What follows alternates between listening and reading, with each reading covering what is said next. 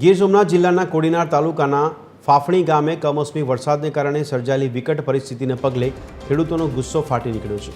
સર્વે કરવા આવેલી ટીમનો ખેડૂતોએ બહિષ્કાર કરીને ગ્રામ પંચાયત કચેરી ખાતે હોબાળો કર્યો। 3 દિવસના વરસાદથી ખેતરોના પાણીમાં ગરકાવ થતા પાક સંપૂર્ણપણે બરબાદ થયા છે।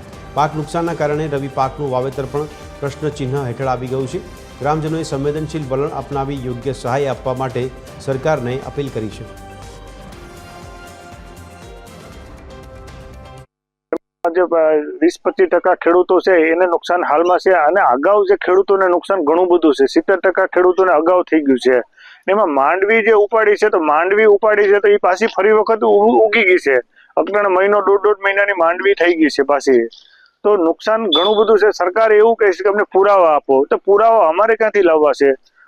માંડવી છે, મગફળી છે, એ બધું તો ઘરમાં પડ્યું છે અને માંડવ્યું છે તો એને બધાને એને ખાતરમાં નાખી દીધું છે।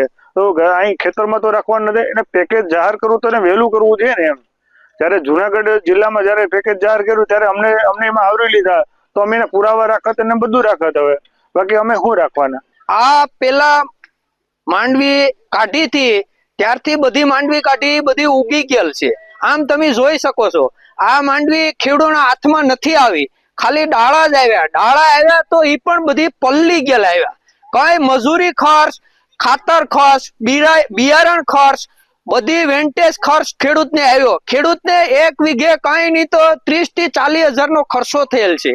તે છતાંય આ સરકાર એમ કે જે ખેડૂતને ખેતરમાં માંડવીના પાથરા, માંડવીના ઢગલા, ડાળીના ઢગલા, એ બધા ઢગલા અત્યારે અમારે ક્યાંથી લાવવા?